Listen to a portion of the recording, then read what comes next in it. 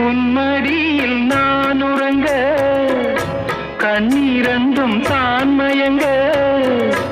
என்ன தவம் செய்தேனோ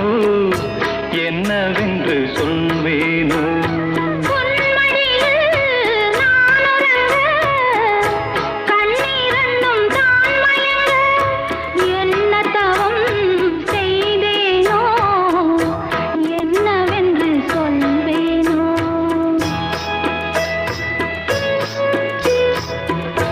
ஏழ் பிறப்பும் இணைந்திருக்கும்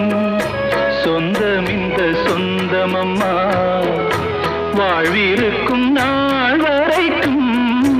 தஞ்சமுந்தன் நெஞ்சமம்மா